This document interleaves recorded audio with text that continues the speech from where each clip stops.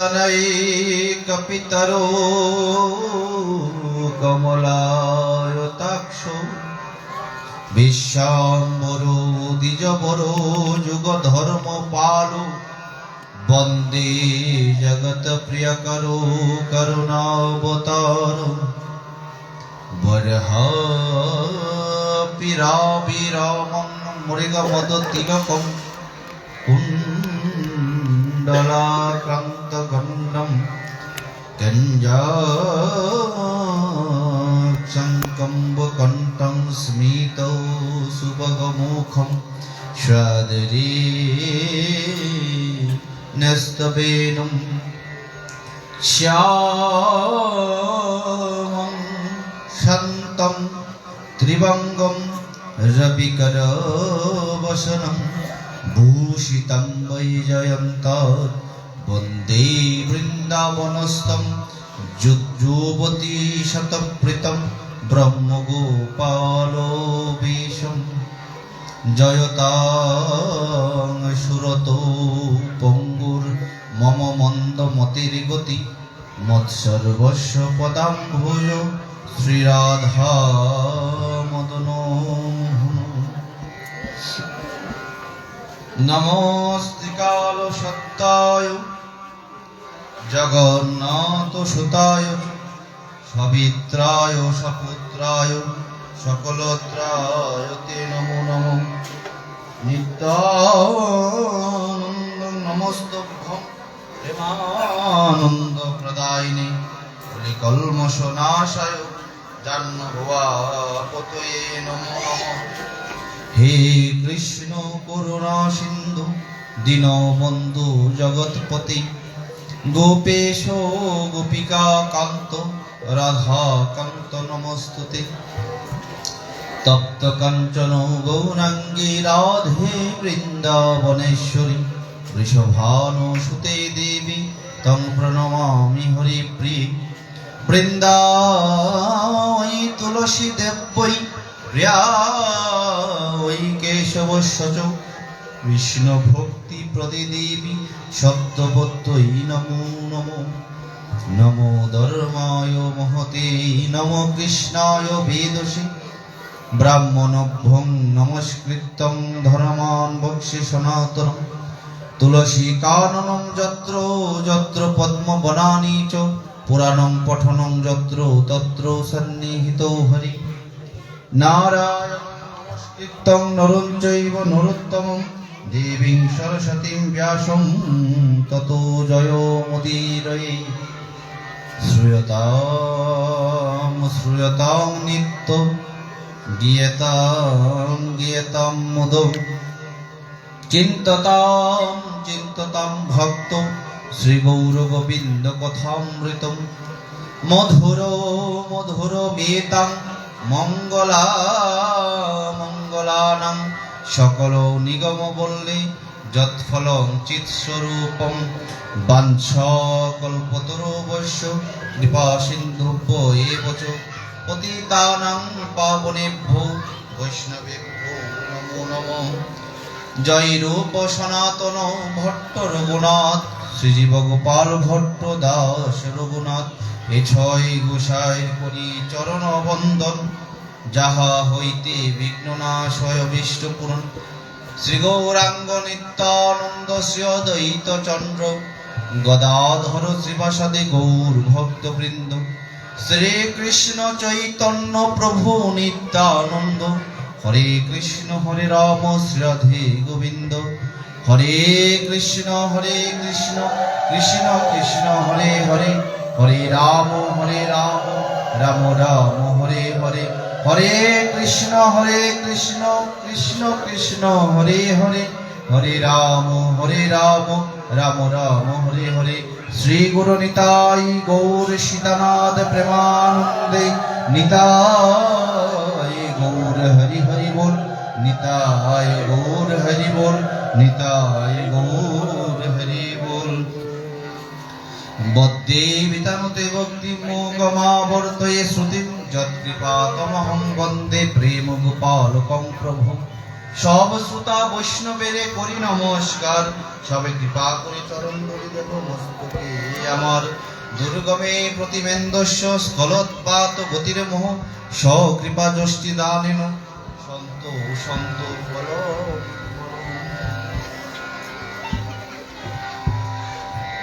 No তথা যোগবান রাজন ভূয়েত তপ আদিবিহি যথা কৃষ্ণর্পিত প্রাণস্তৎপুরুষে নিষেবয়া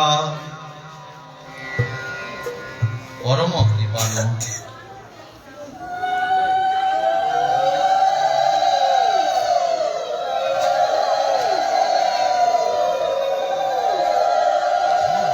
পরম কৃপালু নিখিল ভকত গণ মুকুটমণি পরমহংস চূড়ামণি যোগীদের পরম গুরু শ্রীল শুকদেব গোস্বামী চরণ যদিচ্ছা ক্রমে সমাগত হয়ে হস্তিনাপুর গঙ্গা তীরে মহারাজাদিরাজ চক্রবর্তীপাদ শ্রীল পরীক্ষিত সমীপে পরিবেশন করিলেন নিখিল শাস্ত্র মথিত নবনীত বেদব্যাসের মহাতপস্যার ফলস্বরূপ অমল পুরাণ শ্রীমদ্ ভাগবতম।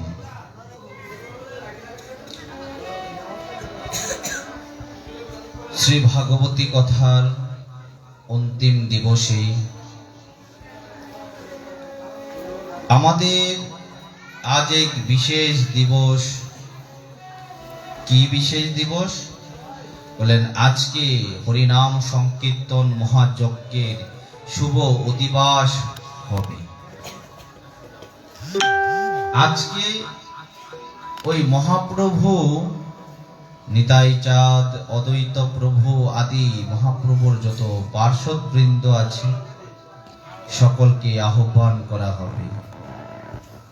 সকলেই আসবেন এখানে এই হরিনাম সংকীর্তন যজ্ঞে।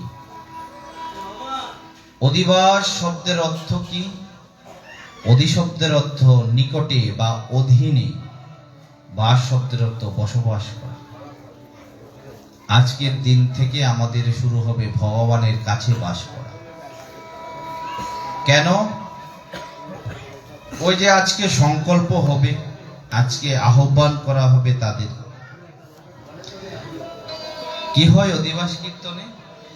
বলেন, একদিন বহু আসি অদ্বৈত মন্দিরে হাসি বসিলেন সুচির কুমার নিত্যানন্দ করি সঙ্গে অদ্বৈত বসিয়া রঙ্গে কহে কিছু মধুর বচন। কি বলেন? ওই তখন সীতা ঠাকুরানী বাড়ি থেকে বেরিয়ে এসে বলেন, তা শুনি আনন্দ মনে, ওই তা শুনে আনন্দে হাসি সীতা ঠাকুরানী আসি কহিলেন মধুর বচন, তা শুনি আনন্দ মনে মহোৎসবের বিদানে কহে কিছু সচির নন্দন। বলেন, আজকে মহাপ্রভু আসবেন, আমাদের আনন্দের সীমা নেই। কিন্তু কি হবে বলেন? তাকে তো আনলেন, আনার পর বলেন আমরা সবাই বাড়িতে গিয়ে ঘুমিয়ে থাকবো। হবে? এই যতদিন এখানে নামযজ্ঞ চলবেন মহন্ত বিদায়ের আগ অবধি মহাপ্রভু তার সপরিকর এখানেই অবস্থান করবেন। মহাপ্রভু এখানে থাকবেন, নিমন্ত্রণ করে তো আনলেন, আজকে আনবেন, কিন্তু আমরা সবাই কোথায় থাকবো? বাড়িতে। হবে? বাড়িতে অতিথিকে ডেকে এনে যদি বাড়িতে কেউ না থাকে তাহলে অতিথি রাগ করবে না? তাহলে আমাদের সকলের দায়িত্ব থাকবে এই নামযজ্ঞের অধিবাসের পর থেকে, ওই কালকে প্রভাত কাল থেকেই তো সেই নামযজ্ঞের শুরু। বাসুদেব গুষ কহে, গুষ বলে আসিবে প্রভাত কালে কালী হবে নাম সংকীর্তন। ওই কাল থেকে নাম সংকীর্তনের শুরু হবে যত প্রহর ব্যাপী। বলেন, ততদিনই আপনাদেরই বিশেষ দায়িত্ব এখানে উপস্থিত থাকা। কেন? কারণ ওই নাম কীর্তনের দল যাদেরকে আপনি আনলেন তারা তো তাদের মতো কীর্তন করে যাবে। আপনারা না থাকলে তারা কাকে নাম শোনাবে? তোমরা এই বৈষ্ণবগণ মুরই নিবেদন দৃষ্টি করি কর সমাপন। আপনারা বৈষ্ণবগণ যদি না থাকেন তাহলে এই যে এখানে নামযজ্ঞ হবে, নাম কে শুনবে? সকলেরই উপস্থিত থাকতে হবে এখানে, তাহলেই এই নামযজ্ঞের পরিপূর্ণতা হবে। কেন এই নামযজ্ঞের আয়োজন করা হয়েছে? একদিন নিতাই চাঁদ বলছেন, প্রভু এই কলির জীবের তো খুবই দুর্দশা। মহাপ্রভু বলছেন, প্রভু কহে নিত্যানন্দ, কলির জীব সব হইল অন্ধ, কেহ তা না লইল হরিনাম। সবাই অন্ধ হয়ে গিয়েছে। আমরা অন্ধ কোন দিক দিয়ে হলাম? আমাদের তো চোখ আছে, আমরা তো সবই দেখছি। আমি আপনাদের সুন্দরভাবে দেখছি, আপনারাও আমাকে সুন্দর দেখছেন, তাই না? তাহলে অন্ধ কেন বললো? বললেন আমরা বিষয়ে সংসারের মায়ায় এতটাই ডুবে গিয়েছি, এতটাই অন্ধ হয়ে গিয়েছি যে ওই ভগবানের নাম নেওয়ার সময়টাও আমরা পাই না। সমস্ত কাজে বলেন, সমস্ত কাজের পাই হে সময়, তোমারে ডাকিতে পাই না। দেখবেন কাউকে যদি বলেন যে ভাই চলো এখানে নামযজ্ঞ হচ্ছে রাধা গোবিন্দ মন্দিরে, চলো একটু কীর্তন শুনে আসি, বলে সময় নেই, সময় নেই, এখন যেতে পারবো না, কাজ আছে, অনেক কাজ আছে, পরে যাবো। কাজ কি? গিয়ে কোথাও গিয়ে বসে গল্প করবে, না হয় মোবাইল টিপবে, না হয় অযথা ব্যয় করবে, কিন্তু এই হরিনামের আসরে আসবে না। বললেন ঠিক তদ্রূপ আমাদের। এই জন্যই মহাপ্রভু বললেন কলির জীব সব হইল অন্ধ, সব অন্ধ হো আমরা। কেন? বলেন চোখ থাকতেও আমরা দেখি না। এই যে নামযজ্ঞ হবে এখানে, আজকে যে অধিবাসের মাধ্যমে মহাপ্রভুকে আহ্বান করা হবে, তিনি তো এখানে আসবেন, আসতে বাধ্য। কারণ তার কথা অনুযায়ী তিনি বললেন যেখানে নামযজ্ঞ হয়, নাম সংকীর্তন হয়, সেখানে আমি থাকি। বলিতে কীর্তন যাক, পুরাইতে সবার মনোবাসনা। মহাপ্রভু কি করলেন? তিনি আরম্ভ করলেন এই চৈতন্য লীলা কীর্তন, নাম সংকীর্তন। মহাপ্রভু যে আরম্ভ করলেন এবং বললেন আমি থাকবো এখানে, তো তিনি তো আছেন, আসেন, নৃত্য করেন, গীত করেন, কিন্তু আমরা এই চোখে দেখি না। কেন দেখি না? বললেন মায়ার কাজল পরে আছে যে চোখে,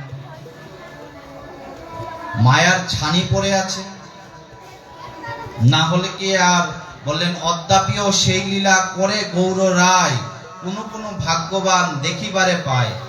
আর আমার মতো যারা অন্ধ, তারা কপালে থাপ্পড় দিয়ে বলে হায় হায়, পেলাম না তো, দেখলাম না তো।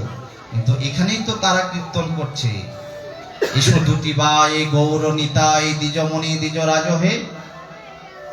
তুমি দ্বিজমণি, দ্বিজগণের মাথার মণি, সংকীর্তনের শিরোমণি। তোমরা আসিলে আনন্দ হবে, নিরানন্দ সব দূরে যাবে। তো তারা তো আসেন, আনন্দ দেন, আমরা চোখে দেখি। বলছেন চৈতন্যের আনন্দমন, নিত্যানন্দে ডাকিকন, নিতাই প্রেমে পূর্ণ করণ দিয়ায়। নিতাই চাঁদকে বলছেন, এই যে নিতাই চাঁদ, এই যে কলির যত জীব আছে, বলেন সকলে গিয়ে নিরানন্দে পড়ে আছে, তাদেরকে ওই আনন্দে ডুবাতে হবে। কিন্তু নিতাই চাঁদ বলছেন, প্রভু কি করে আনন্দে ডুবাবো? সবাই তো হরিনামের মধ্যে বিরক্তি ভাব, নাম শুনতে ভালো লাগে না, নাম করতে ভালো লাগে না, যেতে ভালো লাগে না, নামযজ্ঞের আসরে যেতে ভালো লাগে না। কিছু কিছু লোক দেখবেন আসে, ওই বাইরে ওইদিকে দাঁড়িয়ে থাকবে, তারপর প্রসাদ পেয়ে আবার বাড়ি চলে যাবে। যদি জিজ্ঞেস করা হয় নাম শুনেছো, বললেন তা তো বলতে পারবো না, কিন্তু এই কীর্তনের দলটা কি গাইলো, এত সুন্দর গাইলো, এখন কি গেয়েছে সে কিন্তু তাকে যদি জিজ্ঞেস করেন, সে কিন্তু আর বলতে পারবে না। বলতে পারবে? আমাদেরই ধরুন না, এই যে আজকে ধরুন এতদিন যাবৎ পাঠ হচ্ছে, 7 দিন যাবৎ, 7 দিন তো 12 দিন যাবৎ পাঠ। এখন যদি জিজ্ঞেস করা হয় প্রথম দিনের পাঠক কি বলেছে, মনে আছে আমাদের? বলেন সব খিচুড়ির সাথে আমরা ভিতরে ঢুকিয়ে দিয়েছি। বললেন তাহলে কি হবে? আসা যাওয়াটা নিরর্থক। আপনাদের অর্থে, আপনাদের পরিশ্রমেই তো এই মহতি সুন্দর আয়োজনের ব্যবস্থা করা। এখন সেই বিষয়গুলো যদি আমরা হৃদয়ে ধারণ করতে না পারি, বলেন এত অর্থ খরচ করে, এত শ্রম দিয়ে, এত সময় ব্যয় করে কি হবে? বলেন ওই ছায়ের স্তূপের মধ্যে জল ঢালার মতো, কোনো কাজেই আসবে না। তাই প্রত্যেকটা বিষয়কে হৃদয়ে ধারণ করতে চেষ্টা করব, তাহলে কি হবে? এই আশাটা সার্থক হবে। না হলে আসা যাওয়াটাই সার হবে, পরিশ্রমটাই সার হবে। কিছু যদি নিয়েই যেতে না পারলেন, তাহলে এসে লাভটা হলো কি? প্রত্যেকটা বিষয়কে মনে রাখার চেষ্টা করবেন, মন দিয়ে শোনার চেষ্টা করবেন, মনটাকে এক রাখার চেষ্টা করবেন। যখন আমরা এখানে থাকবো, এখানেরই চিন্তা হবে, অন্য কোনো কিছুর চিন্তা নয়। পিছনে যা কিছু হয়ে যাক, পৃথিবীর প্রলয় হয়ে যাক, কিন্তু যখন এখানে আছি, এখানের চিন্তায় আমাদের করতে হবে, এর বাইরে নয়। বাকি চিন্তা ভগবান করবে। সংসারটা তো আমাদের চিন্তার জায়গা নয়। আমরা নিজেদের ভাবি বলে আমাদের এত চিন্তা, এত কষ্ট পেতে হয়, কিন্তু সংসারটা তো ভগবানের। জন্মের পূর্বে সংসারটা ছিল, জন্মের পরেও আছে, মৃত্যুবরণ করলেও কিন্তু এই সংসারটা থেকে যাবে। শুধু থাকবো না আপনি আর আমি। তাহলে এই সংসার সংসার করে লাভটা কি? সংসারের চিন্তা করেই লাভ কি? তাহলে কি সংসার করব না? অবশ্যই করব, কিন্তু সংসারে করব, সংসারটা করব কি করে? বলেন সংসারটা আমি ওই দাস হিসেবে সংসার করব, আমি এখানকার কর্মচারী হিসেবে সংসার করব। সংসারটা তো ভগবানের, জগৎটা ভগবানের, জগৎটা তো আমার না, আমি এখানে কর্মচারী। সকলে নীরবতা বজায় রাখলে ভালো হয়। কথা আমরা তো আর 1 ঘন্টা, 1 ঘন্টা বলবো, তারপর আপনারা বলবেন যা বলার, কিন্তু সেই অবধি একটু মৌন থাকেন। দেখুন, আমাদের শাস্ত্র বলছেন, এই যে আমরা সংসার নিয়ে এত চিন্তা করি, সংসারের মধ্যে আমার কর্তৃত্ব, আমার আধিপত্য, আমারই আমি, সবকিছু আমার, এই চিন্তা করি, বললেন এগুলো তো সবই মিছা। আপনার আগেও এটা ছিল, আপনি যাওয়ার পরেও সেটা থাকবে। তাহলে কেন চিন্তা করে মাথা ব্যথা করে? সংসারটাকে আপনি অনেকটা আপনার দোকানের কর্মচারীর মতো ভাবুন না। যাদের দোকান আছে, সেই দোকানে যদি কর্মচারী থাকে, কর্মচারীর কাজ কি? সকালে আসবে, দোকান খুলবে, খরিদ্দার আসবে, বেচা কিনা করবে, তাই করবে। দিন শেষে বাড়িতে গিয়ে খাওয়া দাওয়া করে বউ বাচ্চা নিয়ে ফেলবে। লাভ লসের হিসাব কি কর্মচারীর করতে হয়? কোথায় লাভ হলো, কোথায় লস হলো, সেটা কি করতে হয়? সেই হিসাব কিন্তু কর্মচারীকে করতে হয় না। কিন্তু দিন শেষে যখন মালিক গিয়ে ওই হিসাবের খাতা দেখে, লাভ হলে তো তার আনন্দ, লস হলে বলেন তার মাথা ব্যথা, তার ঘুম হারাম, তার ঘুম চলে যায়। কিন্তু যিনি কর্মচারী, সে কিন্তু দিব্যি বাড়িতে গিয়ে ঘুমাচ্ছে। তো বললেন আমাদেরকেও এই সংসারে ওই কর্মচারী ভাবতে হবে। আমরা ভগবানের কর্ম করতে এসেছি, সে কারণে কি না, ওই ভগবানের সংসারে এসেছি, তো দায়িত্ব সব ভগবানের, আমার কাজ শুধু কর্ম করা। ভগবান গীতাতে যে কথাটা বললেন, কর্মে তবু অধিকার, ফলে কবু নয়। তুমি শুধু কর্ম করে যাও অর্জুন, ফল দেওয়ার মালিক তো আমি। ফলের আশা করা নিরর্থক, যে কারণে আমাদের এত দুঃখ। ফলের আশা করি বলেই আমাদের এত দুঃখ। মহাপ্রভু বলছেন, নিতাই চাঁদ, তুমি কি তাহলে এই কলির জীবকে উদ্ধার করবে না? বললেন অবশ্যই প্রভু, কেন করব না? কিন্তু কলির জীবের অবস্থাতে খুবই শোচনীয়। কেন?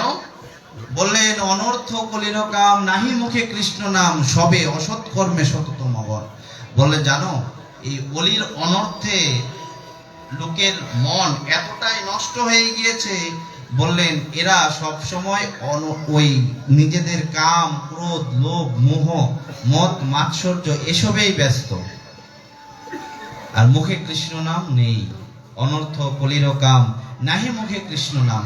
বলেন আমরা হাজারটা কথা বলতে পারি, যদি বলা যায় যে দাদা দোকানদারি তো করছেন, মুখে একটু হরিনাম করুন, বলেন না না না, হিসাব গন্ডগোল লিখে।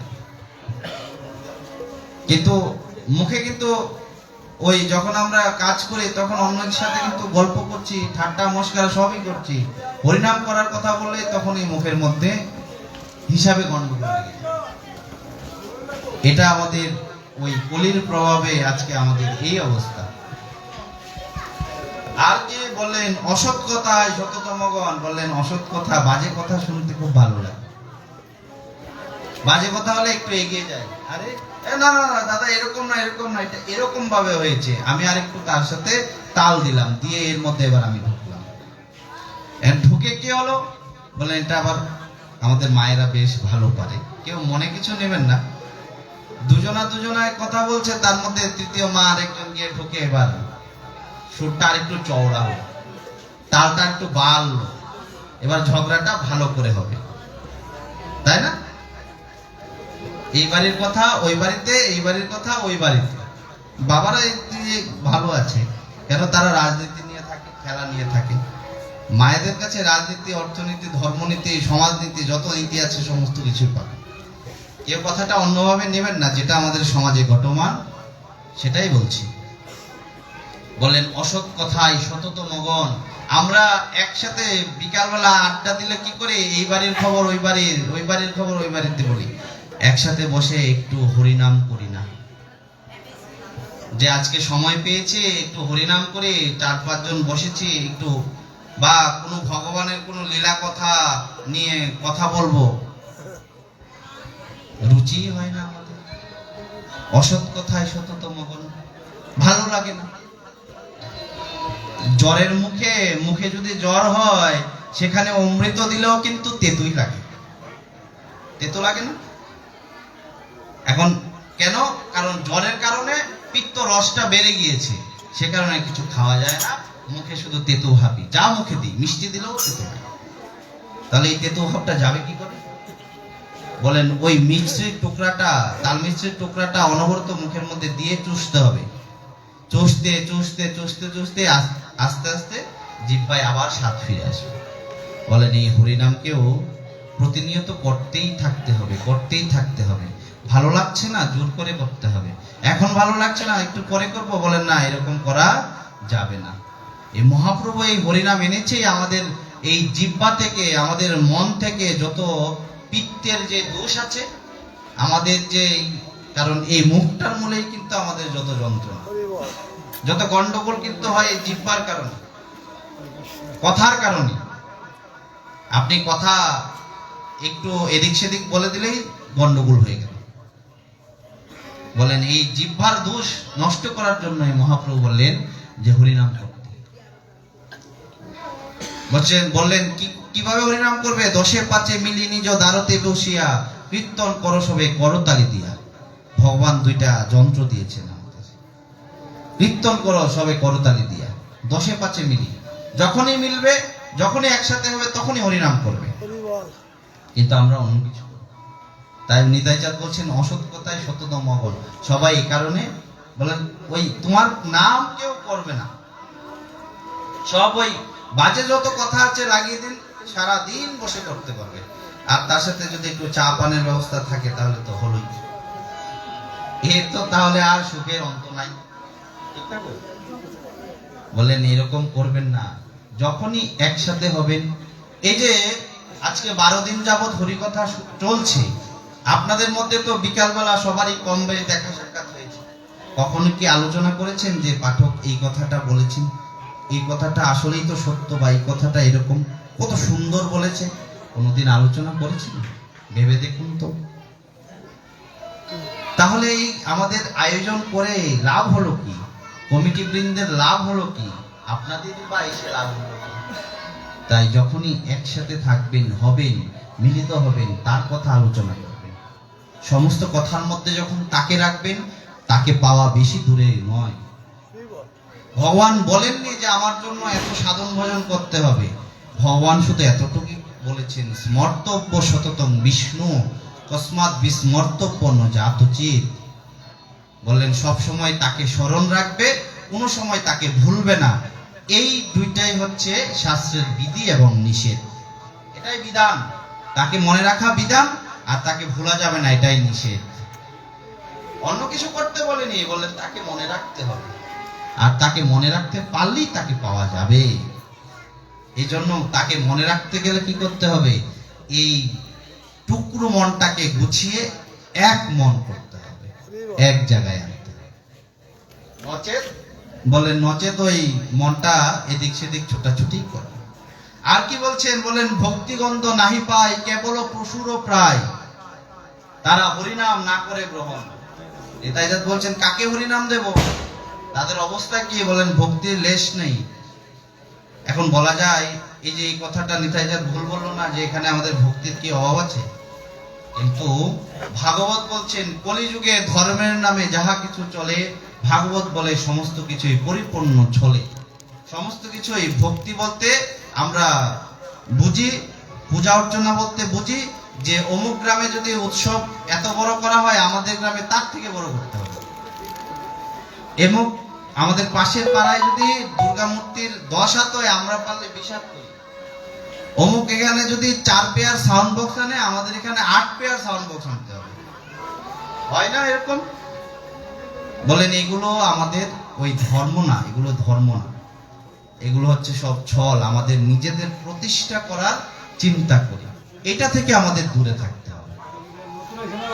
যা বিধান আছে, যা নিয়ম আছে, সেটা করার চেষ্টা করি। নিয়মকে মেনে চলার চেষ্টা করবেন।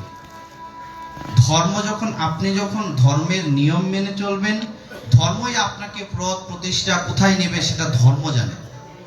কিন্তু আমরা যদি কোনো কিছু দেখানোর জন্য কিছু করতে যাই, তাতে কি হবে? তাতে ভগবান খুশি হবেন না। অনুষ্ঠান হবে, সমস্ত কিছুই হবে, কিন্তু তাতে ভগবানের প্রসন্নতা লাভ হয়।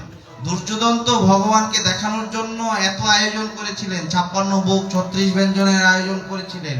ভগবান কিন্তু তাতে এক দানাও গ্রহণ করেননি। গিয়েছেন বিদুরের ঘরে, গিয়ে কলার বাকল খেয়েছেন। কেন? ওখানে প্রেম ছিল, ভক্তি ছিল। তাই যে কর্মটাই আমরা করব না কেন, আমাদের সাধ্যের মধ্যে এবং আমাদের ভক্তি সহকারে কর্ম করা। নিতাইজাত বলছেন ভক্তির গন্ধ নাহি পাই কেবল পশুর প্রায়। বলেন আমরা তো পশুর মতোই হয়ে গিয়েছি, আহার নিদ্রা ভয় মৈথুন, বলেন এসবেই আমরা ব্যস্ত। ভালো খেতে হবে, ভালো পড়তে হবে, ভালো থাকতে হবে, এরকম করতে করতে আমরা কি করছি? বললেন ভগবান থেকে দূরে সরে যাচ্ছি। বাড়িতে ঠাকুরের বিগ্রহ আছে, গোপালের বিগ্রহ আছে, নিয়ে এসেছি, বসিয়েছি। প্রথম একটু সেবা পূজা যাই করতাম, কাপড়টা পাল্টাতাম। এখন তো বছরেও একবার কাপড়টা পাল্টাই না, যা পরিয়েছি তাই কিনা। আগে আগ্রহ বিগ্রহ নিগ্রহ গলগ্রহ। বলেন দেখলাম কোথাও গেলাম, গিয়ে একটা চিত্রপট পছন্দ হয়ে গেল, একটা ছবি পছন্দ হয়ে গেল, একটা বিগ্রহ পছন্দ হয়ে গেল গোপালের, কিনে নিয়ে আসলাম। আগ্রহ করে কিনে নিয়ে আসলাম, এবার নিয়ে এসে বিগ্রহ বসালাম বাড়িতে। বসিয়ে প্রথম 2-4 দিন খুব ভালো গোটা করে সেবা পূজা করলাম। দিনে 4-5 বার ঠাকুরের বিগ্রহ ওই কাপড় চেঞ্জ করি, ভোগ লাগাই, এই করি। করতে করতে এবার গেল সপ্তাহে একবার, তারপর 15 দিনে একবার, তারপর মাসে একবার, তারপর বছরেও একবার চেঞ্জ হয় কিনা সন্দেহ। কিন্তু আমরা নিজেদের জন্য কিন্তু প্রতি অনুষ্ঠানে একটা করে কাপড় কিনি। তাই বললেন আমরা ওই নিজেদের জন্য নিজেদের কেন্দ্রিক হয়ে এতটাই ব্যস্ত হয়ে গিয়েছি, বলেন পশুদের মতো অবস্থা। এই জন্য নিতাইজাত বলছেন ভক্তিগন্ধ নাহি পায় কেবল পশুর প্রায়, কেহ হরিনাম না করে গ্রহণ। হরিনাম গ্রহণ করার সময় নেই, অন্য সময় আছে। মহাপ্রভু বললেন, হরি নামইব হরি নামইব হরি নামইব কেবলম, কলো নাস্তব্য নাস্তব্য নাস্তব্য গতির অন্যথা। হরি নাম ছাড়া কোনো গতি নাই, কোনো গতি নাই। কেন? ধরুন আমাদের সম্মুখে পুরোহিত মহাশয় বসা আছে, সমস্ত পূজা অর্চনা শেষ করার পর যখন জয়ধ্বনি করে বলে বলে শনিপ্রীতে বল হরি, হরিকেই কিন্তু ডাকছে। বলে বলে কালীপ্রীতে বল হরি, বলেন না ঠাকুর মশাই? আবার কি করেন, পূজা অর্চনা শেষে যখন ক্ষমা প্রার্থনা করেন তখনও কিন্তু একবার হরিনাম হলেও করেন। কেন? বলেন হরিনামে এই সমস্ত কর্ম ভুল হলেও সেটা শুদ্ধ হয়। হরিনাম করলে বলেন আমার তো ভুল হতেই পারে, হবে না যে তার তো কোনো গ্যারান্টি নেই, হতেই পারে। মন্ত্রে হোক, বাক্যে হোক, ভাবে হোক, ভক্তিতে হোক, দ্রব্যে হোক, কোথাও না তো ভুল হতেই পারে। কিন্তু বললেন কেউ যদি হরিনাম করে বললেন তার সমস্ত কিছু ভগবান ক্ষমা করে দেন। কিন্তু আমরা সেই হরিনাম থেকেই দূরে আছি। আর কি বললেন?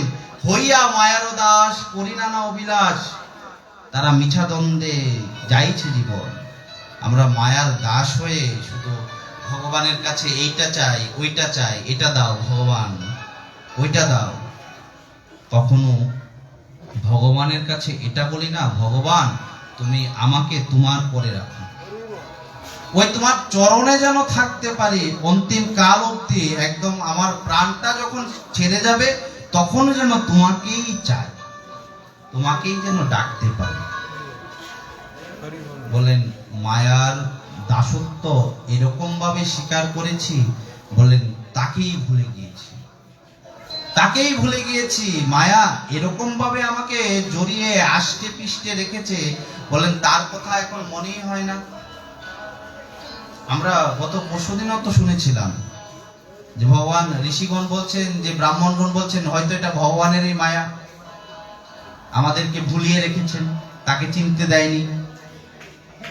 কিন্তু আরেকজন ব্রাহ্মণ বলছেন আমাদের না হয় মায়া স্পর্শ করেছে, তাহলে আমাদের পত্নীদের কেন মায়া ধরেনি, তাদেরকে কেন মায়াবদ্ধ করে রাখেনি, তারা কেন ভগবানকে পেল, ভগবানের প্রতি তাদের কেন এত উৎকণ্ঠা?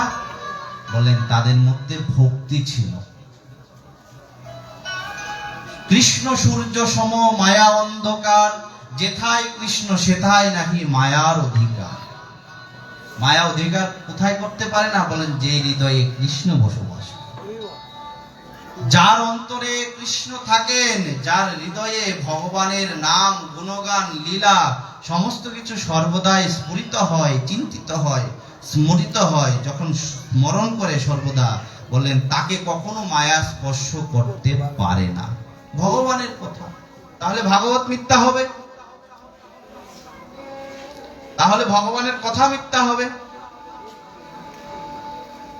তাই আমরা ওই মায়ার দাসত্ব এরকম ভাবে স্বীকার করেছি, বলেন যেই মাত্র পৃথিবীতে ভূমিষ্ঠ হলাম মায়া আমার গলায় আষ্টে পিষ্টে বেঁধে দিল। আর বেঁধে দেওয়ার পরে কি হলো? আমরা ওই তখনই প্রথম কান্না করি, বাচ্চা যে প্রথম গর্ভ থেকে বেরিয়ে কান্না করে, আর আমরা আনন্দে ধেই ধেই করে নৃত্য করে মিষ্টি বিতরণ করি, আমাদের আনন্দের সীমা থাকে না।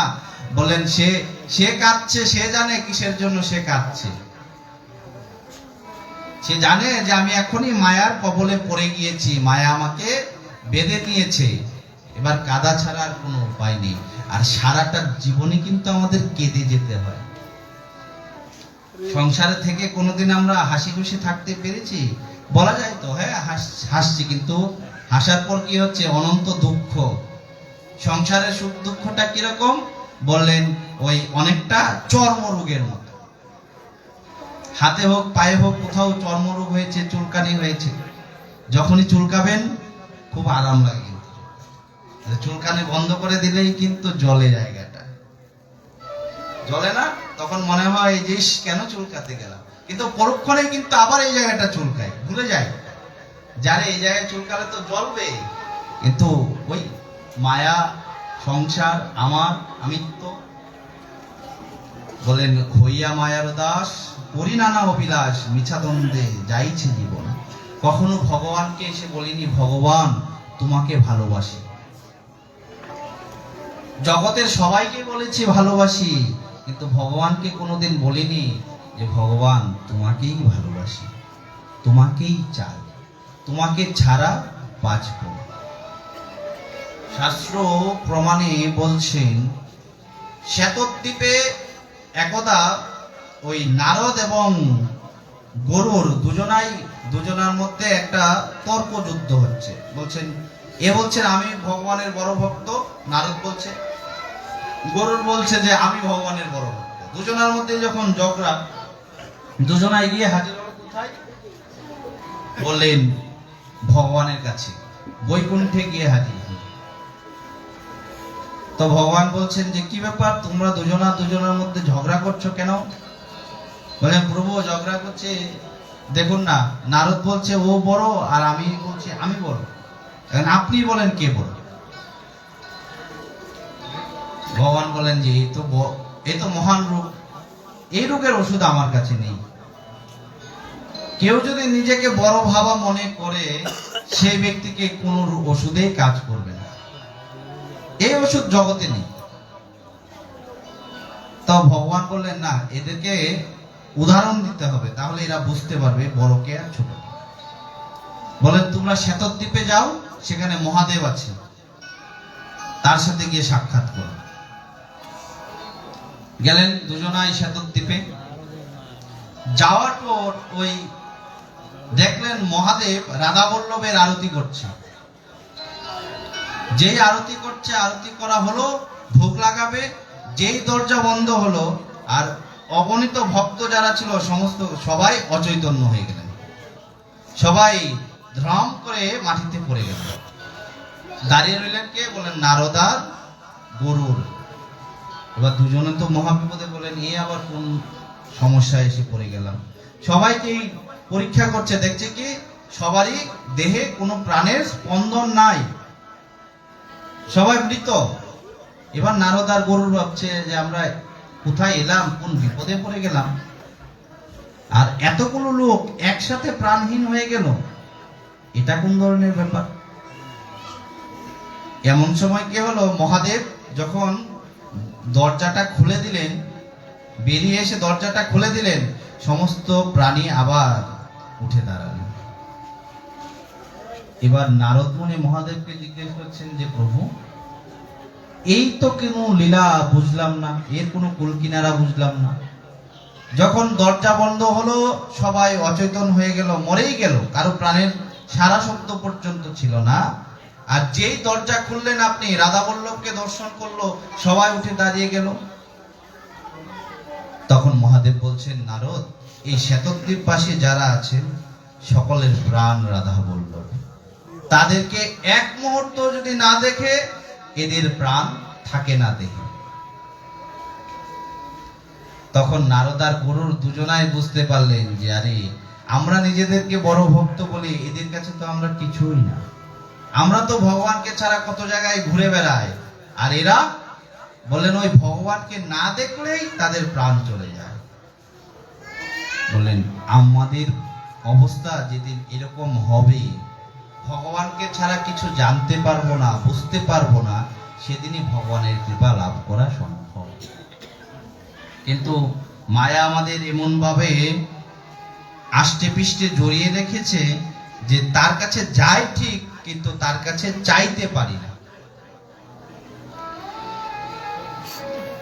ওই মলয়া সঙ্গীতে একটা পদ আছে না, শিখায়া দে তুই আমারে কেমন করে তোরে ডাকি, একটা কেতে ফুরাই দে মা জনম পড়ার ডাকা ডাকি। বলেন কেমন করে তাকে ডাকতে হয় সেটা আমাদের জানতে হবে আমাদের কেমন করে তাকে ডাকা যায়, বা তাকে ডাকলে যে তিনি আসেন তারও প্রমাণ আছে।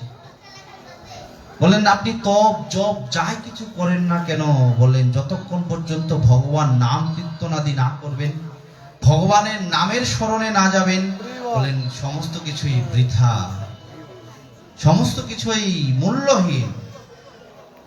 তাহলে ওই ভগবত নামকে আশ্রয় গ্রহণ করতে হবে, ভগবানের নামকে ধরতে হবে, তাহলেই তাকে পাওয়া যাবে। কি হয়েছিল? বললেন শুনো, ওই কান্যকুব্জে, দক্ষিণাত্যের কান্যকুব্জে অজামিল নামে একজন ব্রাহ্মণ ছিল। সে নষ্ট সদাচার ছিল। পরীক্ষিত মহারাজ বলছেন, গুরুদেব আপনি বলছেন ব্রাহ্মণ, আবার বলছেন নষ্ট সদাচার, এটা কোন ধরনের কথা? যিনি ব্রাহ্মণ হবেন তিনি সদাচারী হবেন, তার আবার নষ্ট সদাচার কি করে হয়? তখন শুকদেব গোস্বামী চরণ বলছেন, পরীক্ষিত সে ছিল ব্রাহ্মণ, বেদজ্ঞ ব্রাহ্মণ ছিল, বেদাদি কর্ম সমস্ত কিছু করত, কিন্তু কি হলো জানো? একদিন তার পিতৃ আদেশে সে যখন জঙ্গলে গেল কাঠ আহরণ করতে, তখন সেখানে এক পতিতা আর এক শূদ্রের মিলন দর্শনে তার মধ্যে কুপ্রবৃত্তির জাগরণ হয়েছে, এবং সেখান থেকেই সে ওই পতিতার সঙ্গ করে পতিতাকে বিয়ে করে সে সেখান থেকে চলে যায়। আর সেই কারণে কি হলো বলেন, সে তার সদাচার যা কিছু ছিল, ব্রাহ্মণোচিত যা গুণ ছিল সমস্ত কিছু তার নষ্ট হয়ে গেল। এজন্যই তাকে নষ্ট সদাচার বলেন। সে গেল ওই দূরে জঙ্গলের মধ্যে থাকা শুরু করলো, কিন্তু এখন যেহেতু সে ব্রাহ্মণ হয়েও নিন্দনীয় কর্ম করেছে, তাহলে সে সমাজ থেকে দূরে, সমাজ তাকে ত্যাগ করলো। এখন সে জীবিকা নির্বাহ করবে কি করে? বলেন বাড়ি ঘরে চুরি করা শুরু করলো। এখন চুরি করে এনে সংসার চালায়, কিন্তু কিছুদিন পর পর রাজার হাতে ধরা পড়ে, সৈন্যদের হাতে, কিন্তু রাজা তাকে কোনো শাস্তি দিতে পারে না। কেন পারে না? বললেন সে বর্ণশ্রেষ্ঠ ব্রাহ্মণ, আর ব্রাহ্মণকে দণ্ড দেওয়ার অধিকার কারণেই।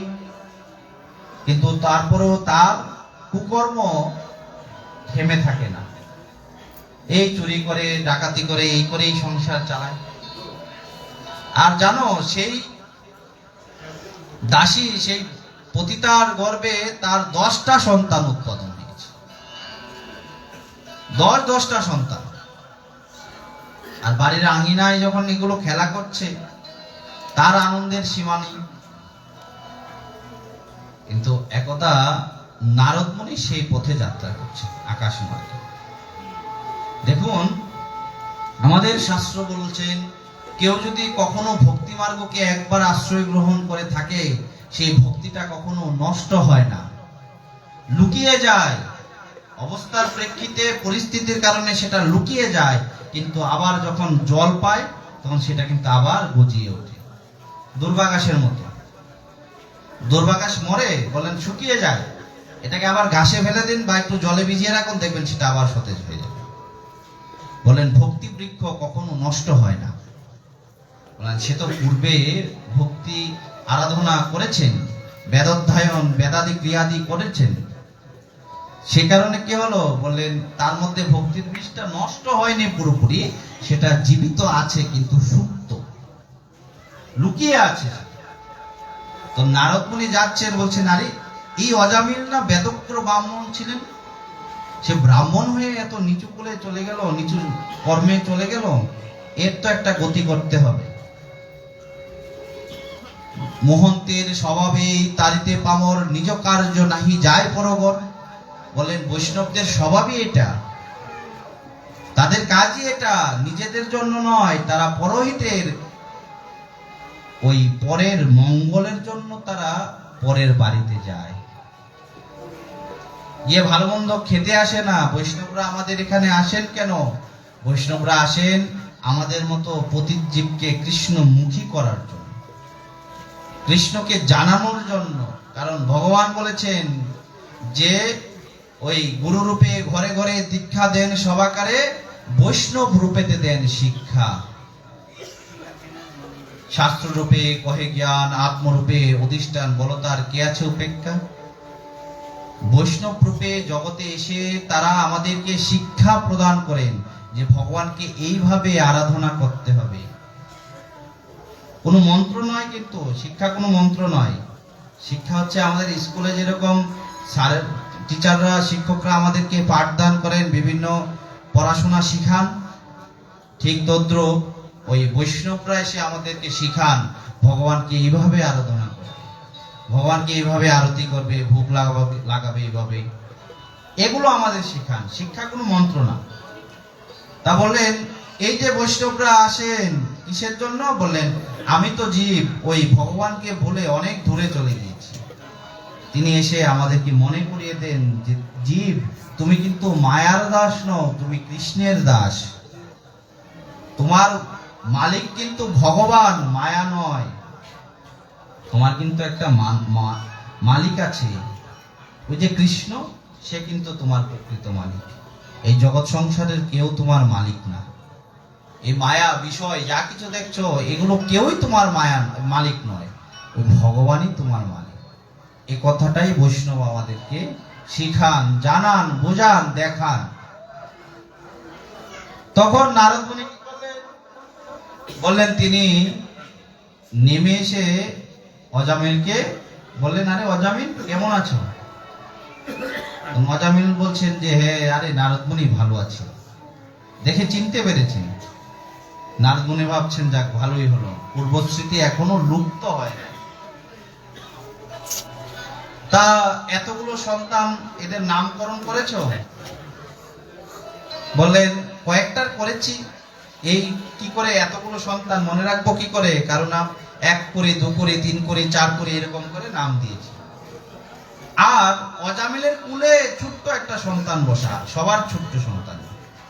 বলছেন এর নামকরণ করেছো? এবার অজামিল বলছেন না, এর নাম এখনো করা হয়নি, কি করব ভাবছি। নারদ বলছে এই তো সুযোগ, একে উদ্ধার করার এই একটা মাত্র উপায় পাওয়া গিয়েছে। কি করলেন? সেই সন্তানের নামকরণ করলেন নারায়ণ। এখন অজামিল যেই শুনলেন নারায়ণ, অজামিল আনন্দে আত্মহারা। বললেন বাহ, যাক সাধুজি আমার সন্তানের ভালোই একটা নামকরণ করেছে। কিন্তু সাধুজি তো এখানে তার মুক্তির ওষুধ এখানে দিয়ে চলে গিয়েছে।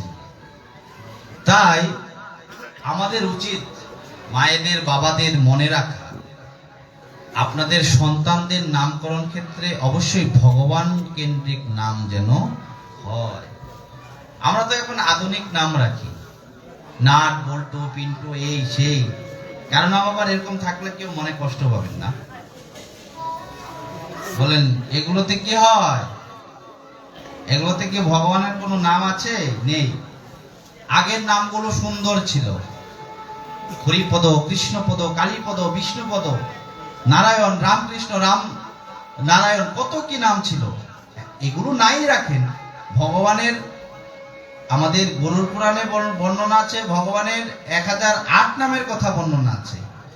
তারপর বিষ্ণু সহস্র নামে এখানে 1008 নামের কথা বর্ণনা আছে। গোপাল সহস্র নাম তো মাত্র 108টা নাম, কিন্তু গরুর পুরাণে ভগবানের 1008 নামের বর্ণনা আছে। বিষ্ণু সহস্র নাম, গোপাল সহস্র নাম, সেখানে 1008 নাম করে বর্ণনা আছে। এতগুলো নামের মধ্যে কোনো একটা নাম নিন, কোনো একটা নাম দিন ভগবানের। তাতে কি হবে? অন্তত তাকে ডাকতে ডাকতে হলেও ওই ভগবানের কৃপা লাভ করা যায়। শাস্ত্র বললেন সাংকের্তন পারিহাস্যং প্রবং হেলনমেব বা ভৃগুবর নরমাত্র তারই কৃষ্ণ নাম। হেলায়, অবহেলায়, ওই পরিহাস করে, লুভে পড়ে, ছলে যে কোনো ভাবে যদি ভগবানের নাম মুখে আনা যায়, বললেন সে উদ্ধার হয়ে যায়।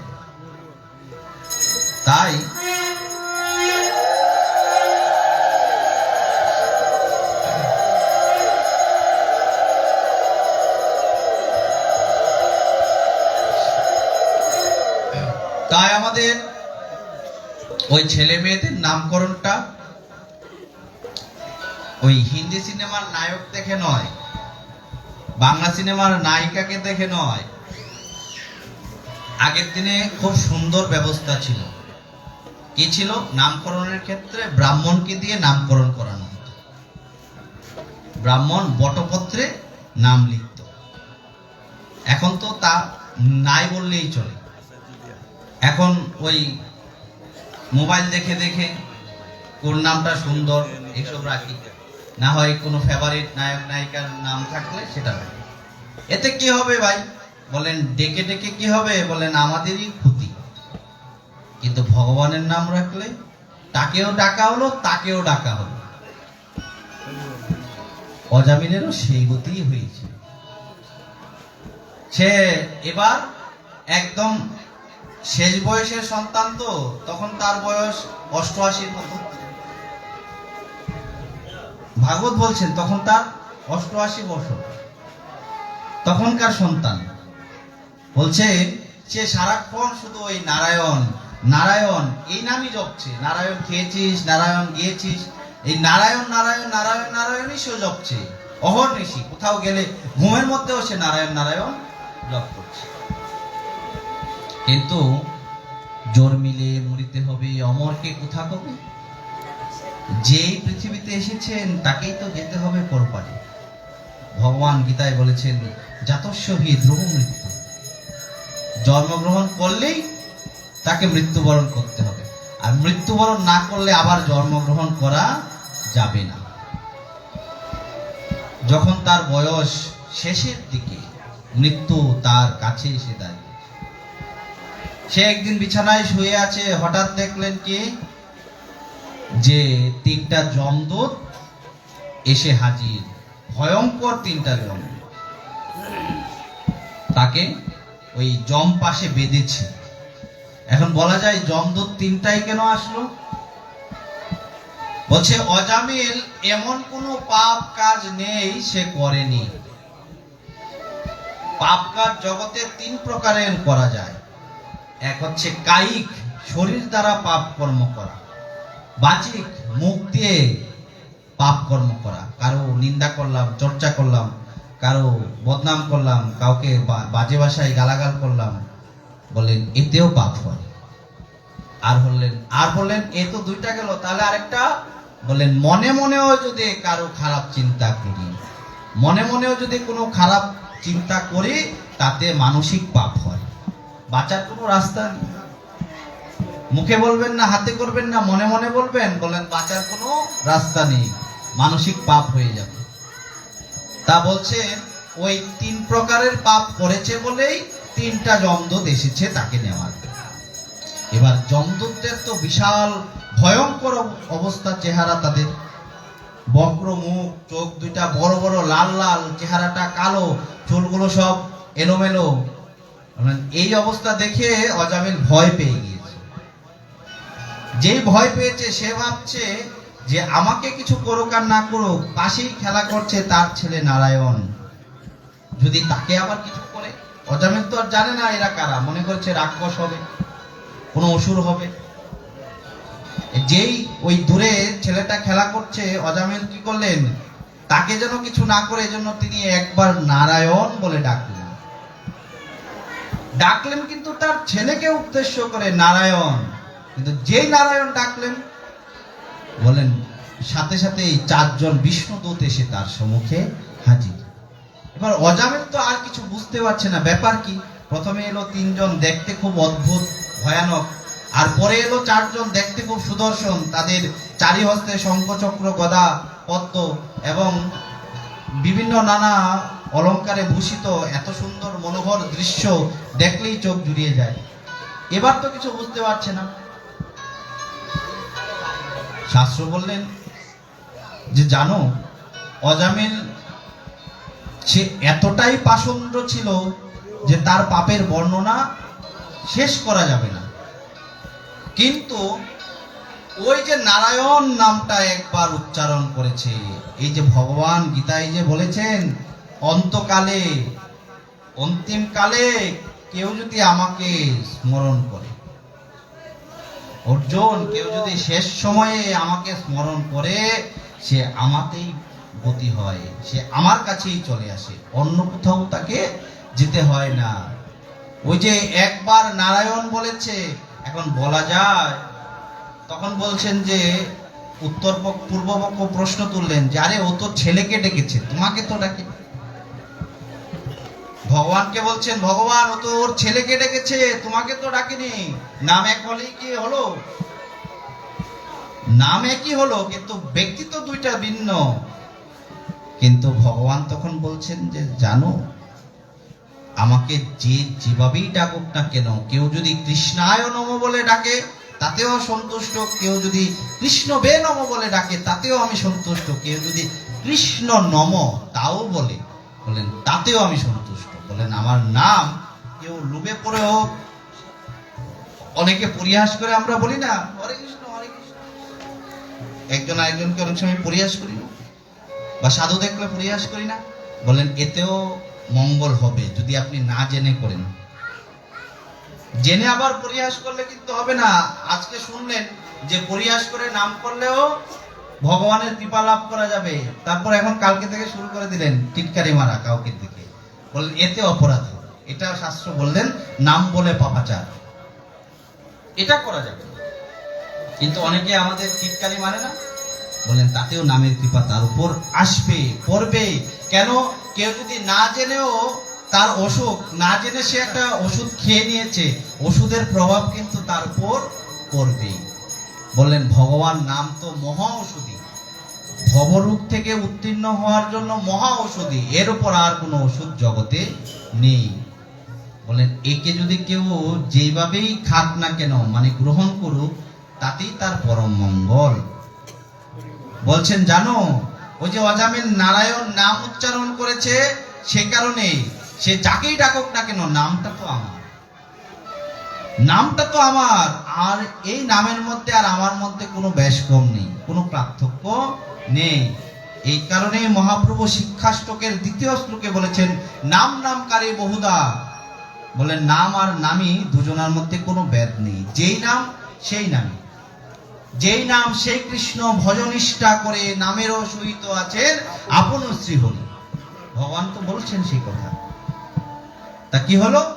বলেন ওই যে ডাকলো নারায়ণ, তাই আমি যমদূত এই বিষ্ণুদূত 4 জনকে পাঠিয়েছি। বলেন তুমি তো বিষ্ণুদূত পাঠিয়েছো, একজনকে পাঠালেই পারতে, 4 জনকে কেন পাঠালে? ভগবান বলছেন যখন সে না উচ্চারণ করলো তখন আমি একজনকে পাঠিয়ে দিলাম, কিন্তু যখন নার পরে যখন সে রা উচ্চারণ করলো তখন ভাবলাম মনে হয় একজনে হবে না, আবার আরেকজনকে পাঠালাম। যখন অন্ত্যেষ্টিয় উচ্চারণ করলো তখন ভাবলাম দুজনেও বুঝি হচ্ছে না, আরেকজনকে পাঠালাম। শেষে যখন দন্তন্য উচ্চারণ করলো তখন ভাবলাম যে 3 জনও পারেনি, আরেকজনকে পাঠাই। বলেন আমার প্রতিটা নাম একজন একজন করে আমি লোক পাঠিয়েছি। কারণ কেন? সে আমার নাম উচ্চারণ করেছে বলে আমার ভক্তের যেন কোনো কষ্ট না হয়। অর্জুন মিশ্রের কথা আমরা জানি না, গীতায় 2টা দাগ দিয়েছিল বলে যে ভগবান ভক্তের বার বহন করতে পারে না, বহাম্মহম হবে না, ভজাম্মহম হবে। এদিন বেরোলেন, অর্জুন মিশ্র পেলেন না কোনো ভিক্ষা, চলে এলেন বিকালবেলায় বাড়িতে, এসে দেখছেন স্ত্রী বলছেন তুমি কতটা নির্দয়, রাজবাড়িতে এত দান পেয়েছো আর 2টা ছোট্ট ছোট্ট ছেলেকে দিয়ে পাঠিয়েছো, তারা আনতে পারছিল না বলে তুমি আবার তাদের পিঠে লোহা দিয়ে আঘাত করেছো। অর্জুন মিশ্র তো কিছুই বুঝতে পারছে না, বলেন কে সেই বালক? তার তো রেখে চলে গিয়েছে, কিন্তু দেখতে একজন খুব শ্যামল আর একজন ধবল, একজন সাদা দেখতে আর একজন কালো। তারা কোথায় দাঁড়িয়েছিল? বলেন এই জায়গায়। বলেন ভক্ত চেনা যায়, ভগবানকে চেনা যায় চরণে, ভক্তকে চেনা যায় মরণে। ওই ভগবানের চরণ চিহ্ন যেই দেখলেন, বুঝতে আর বাকি রইল না ভগবানকে যে আমি কেটেছিলাম তিনি ভজাম্মহম নয়, তিনি ভক্তের ভার বহন করেন। বলেন নারায়ণ বলছেন যে আমি ওই যখন সে নারায়ণ উচ্চারণ করলো আমি 4 জনকে পাঠালাম আমার ভক্তের জন্য কোথাও কোনো অসুবিধা না। 4 জনা এসে যমরাজকে, যমদূতকে বলছে যে তোমরা আসলে কেন এখানে? তখন যমদূতেরা উত্তর দিচ্ছেন আপনারা কে, কৃপা করে আমাদের বলুন। বলছেন আমরা হচ্ছি বিষ্ণুদূত, আমরা অজামিলকে নিতে এসেছি। এবার যমদূতেরা বলছেন না না, আমরা একে নেব, কারণ এ এমন কোনো পাপ করেনি যে নাই, কায়িক বাচিক মানসিক 3 রকমের পাপ করেছে, এই জন্য আমরা 3 জন এসেছি ওকে নিয়ে যাওয়ার জন্য, এর উপর আমাদের অধিকার। আর যখন এই কথা বলছে আর বিষ্ণুদূতেরা যমদূতদের আচ্ছা করে কেরালো, মেরে বলেন ভাগো এখান থেকে, তাদের ভাগিয়ে দিলেন এখান থেকে, চলো যে ভাগিয়ে দিলেন। এবার তারা মার খেয়ে ফিরলেন কোথায়? ওই যমরাজের এখানে। এবার এদিকে অজামিল এই অবস্থা দেখে তারা তো অজামিল ভয়ে প্রাণ যায় যায় অবস্থা, কিন্তু নারায়ণ দূতকে, বিষ্ণু দূতকে দর্শন করার পর তার প্রাণে স্বস্তি ফিরে আসলো। সে বুঝতে পারলো যে আমি মায়ার কবলে পড়ে আমার জীবনটা ধ্বংস করে দিয়েছি, যে ভগবানকে আরাধনা করতে এসেছি তাকেই ভুলে গিয়েছি। ওই এক নামকে আশ্রয় গ্রহণ করেই কি হলো, অজামিলের আর যমলোকে যেতে হলো না। তখন কি মারা গেলেন? বললেন না, বিষ্ণুদূত তাকে কৃপা করে গেলেন, সে আরো কিছুদিন বাঁচলেন। তখন সে কি করলেন? বললেন ওই তার ঘর বাড়ি স্ত্রী পুত্র সমস্ত কিছু ত্যাগ করে দিয়ে গোদাবরীর তীরে গিয়ে তিনি সেখানে ভজন করা শুরু করলেন। সেই ভগবানের নামকে আশ্রয় গ্রহণ করা শুরু করলেন। আর নাম করতে করতে একদিন দেখলেন ওই 4 জন বিষ্ণুদূত আবার এসছেন, কিন্তু আজকে কি করতে? বলেন তাকে নিয়ে যেতে এসছেন। স্বর্ণের রথ আসলো, তিনি তার দেহ ত্যাগ হলো, তার আত্মাটা বললেন ওই বিষ্ণু মূর্তি ধারণ করে সেই রথে আরোহণ করে বৈকুণ্ঠে চললেন। এদিকে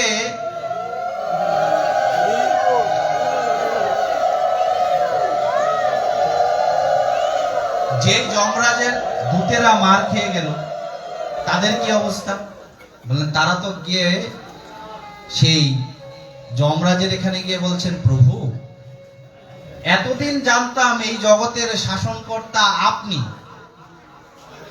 কিন্তু আজকে দেখলাম 4 জন সুন্দর মূর্তি, চারি হস্ত, গদা শঙ্খ চক্র পদ্ম তাদের হাতে, তাদের দেখতেই মনোরম। বললেন এরা কারা? আর আপনার বস্তুতে এদের কেন অধিকার? তখন যমরাজ বললেন এরা হচ্ছেন বিষ্ণুদূত। এরা বিষ্ণুদূত। বলছেন আমি এই জগতের শাসনকর্তা না, আমিও তার অধীন। এই সমগ্র ভূমণ্ডল পৃথিবী কেন, বলছেন এই যত অসংখ্য অসংখ্য পৃথিবী মণ্ডল যা কিছু আছে না কেন, সমস্ত কিছুর মালিক সেই ভগবান, আমরা তার দাস মাত্র। তা বললেন যে অজামিল এত পাপী, কিন্তু তাকে কেন যমলোকে আনা হলো না?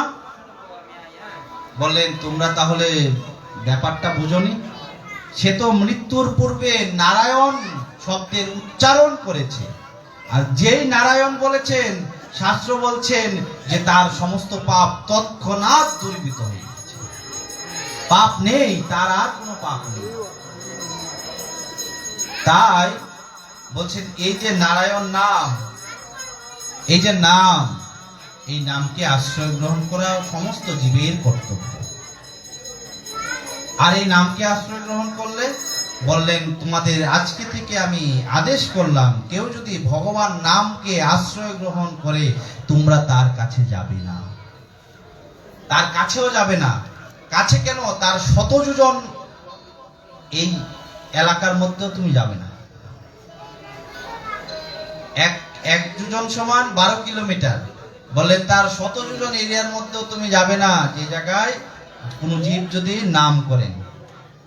তাহলে বলেন ওই নাম করলে এই প্রাণটা কে নেবে? বললেন ভগবান তার দূতদের দ্বারা নিজে এসে নিয়ে যাবে। আর বললেন জানো, বললেন এই যে যত তপ যজ্ঞ যা কিছু আছে না কেন, বলেন সমস্ত কিছুই ওই নাম যজ্ঞের কাছে বৃথা, মূল্যহীন। এজন্যই এই কলিতে নাম যজ্ঞের আয়োজন। প্রভু কহে শুনো মিশ্র, কলিযুগে নাহি তপযজ্ঞ, যে জনা ভজে কৃষ্ণ তার মহাভাগ্য। সংকীর্তন যজ্ঞ করে কৃষ্ণ আরাধন, সেই তো সুমেধা পায় কৃষ্ণের চরণ। কৃষ্ণ বর্ণম তিসা কৃষ্ণম সাঙ্গ পাঙ্গাস্র পার্শ্বদম, যজ্ঞ সংকীর্তন প্রায় যজন্তি সুমেদাস। ভাগবতের 11 স্কন্ধে এই কথা বর্ণনা করলেন নিমি মহারাজের কাছে কবি যুগেন্দ্র। যখন নিমি মহারাজ প্রশ্ন করলেন যে প্রভু এই যে আপনারা কলির এত দোষ বর্ণনা করলেন, এত কিছু বললেন, তাহলে এই কলির জীবের কি উদ্ধারের কোনো মাধ্যম নেই? বললেন আছে, সেই কৃষ্ণবর্ণ ভগবান যিনি দাপরে কৃষ্ণ বর্ণ ছিলেন, কিন্তু কলিতে তিনি কৃষ্ণ বর্ণ না, কিন্তু কৃষ্ণ। তার গায়ের রংটা কৃষ্ণ না, কালো না, কিন্তু তিনি ওই কৃষ্ণই, সেই রাধা কৃষ্ণ মিলিত তেন গৌরাঙ্গ মহাপ্রভু। তিনি অবতীর্ণ হয়েছেন কৃষ্ণবর্ণম কৃষা কৃষ্ণম সাঙ্গ পাঙ্গাস্ত্র পার্শ্বদম। বলেন অন্যান্য যুগে তিনি তীর ধনুক সুদর্শন সমস্ত কিছু নিয়েই অবতীর্ণ হয়েছেন, কিন্তু কলিযুগে তার কোনো অস্ত্র শস্ত্র নাই। কিন্তু একেবারে যে নেই তা নয়, তার সঙ্গ পাঙ্গ আছে, তার অস্ত্র শস্ত্র আছে। অস্ত্র শস্ত্র কি? বললেন সাঙ্গ পাঙ্গাস্ত্র পার্শ্বদম। বললেন তার যে ভক্তবৃন্দ, পার্শ্বদবৃন্দ আর খুলকরতাল, বললেন এই হচ্ছে তার অস্ত্র। কারণ ভগবান এবার বলেছেন, এবে অস্ত্র না ধরিব প্রাণে কারে না মারিব। রামাদি অবতারে ক্রুদে নানা অস্ত্র ধরে নানা অসুরে করেছি সন্ধান। বলেন রাম অবতারের আগ পর্যন্ত যত অবতার আসছে, বলছে কৃষ্ণ অবতারে এসেও আমি সুদর্শন ধরেছি। বলেন সমস্ত অবতারে এসেই অস্ত্র দিয়ে সমস্ত প্রাণীকে অসুরদেরকে আমি ধ্বংস করেছি। কিন্তু এবার আমার প্রতিজ্ঞা, এবে অস্ত্র না ধরিব প্রাণে কারে না মারিব। এবার অস্ত্র ধরবো না, কাউকে প্রাণেও মারবো না। কেন প্রাণে মারবে না? বলেন কলিযুগে আগে দাপর অব্দি প্রতি যুগে অসুর ছিল 2-4টা, আর আমরা কলিযুগে ঘরে ঘরেই অসুর। ভগবান কাকে মারবে? মারতে গেলে তো সবাইকে মেরে ফেলতে হবে। অসুর বলতে বললেন আমাদের মধ্যে অসৎ ভাবনা যার আছে সেই অসুর। অসৎ ভাবনা কার নেই এই কলিযুগে? সবার মধ্যে কিঞ্চিত না হয় বেশি পরিমাণে যে কোনো না একভাবে আছেই অসৎ। যে কারণে বললেন যে অনর্থ কলির কাম নাহি মুখে কৃষ্ণ নাম, অসৎ কর্মে সততম গণ। আর তখন নিতাই চাঁদ বলছেন তাহলে কি করতে হবে? বললেন উদ্ধারিতে জগজন আনহ মোহন্ত গণ, তারা কৃপা বলে তারিবে ভুবন। ওই মোহন্তগণকে ডেকে আনো, তাদেরকে আনো। তারা আগামীকাল প্রভাত হইতে তারা যখন নাম সংকীর্তনের আয়োজন হবে, নাম সংকীর্তন শুরু করবে, বললেন সেই সংকীর্তনের ধ্বনি যত দূর পর্যন্ত যাবে তত দূর মঙ্গল হয়ে যাবে।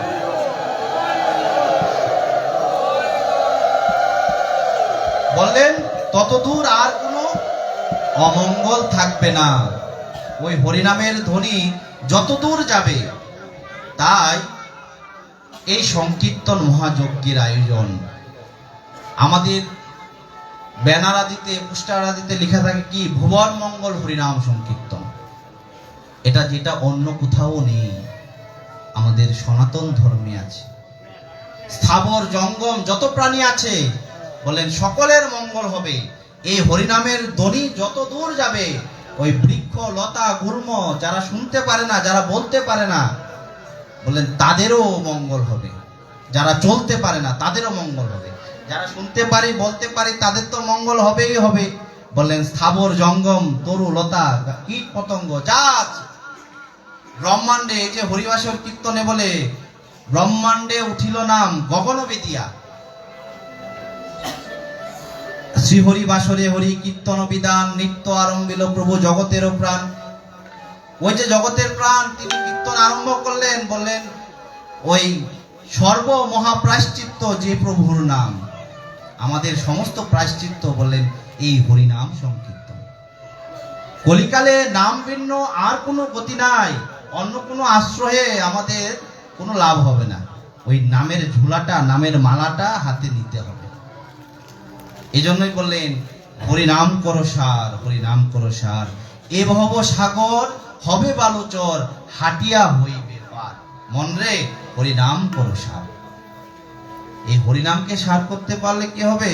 বললেন ওই ভবপারে যাওয়ার আর চিন্তা নেই, ভবসাগরটা বালুচর হয়ে যাবে, এবার হেঁটেই পার হতে পারবে। এই গোলকের প্রেমদন হরিনাম সংকীর্তন, এই সংকীর্তন কিন্তু এখানের নয়, গোলকে গোপনে ছিল। সেটা অদ্বৈত প্রভু আনলেন মহাপ্রভুর সাথেই, মহাপ্রভুকে নিয়ে। আর মহাপ্রভু নিতাই চাঁদকে দিলেন। নিতাই মালিরে পাইয়া চারা তার হাতে দিয়া, রূপিতে কইলেন নারা, নদিয়া উত্তম স্থান তাহাতে করি উদ্যান, রূপিলা চৈতন্য তোর মালি। বললেন ওই যে নদিয়াতেই প্রথম নবদ্বীপেই মহাপ্রভুকে স্থাপন করলেন, আর সেই মহাপ্রভুর স্থাপিত হরিনাম আজকে জগৎ মাঝে প্রসিদ্ধ, সর্বজগতের মঙ্গল করছে। মহাপ্রভুর সেই বাণী সর্বত্র প্রচারিবে মোরে এই হরিনাম, সমস্ত জগতে প্রচার হচ্ছে। তাই আমাদেরও উচিত এই হরিনামকে আশ্রয় গ্রহণ করা, সর্বতভাবে যে যাই করি না কেন দিনান্তে একবার হলেও হরি বলবো।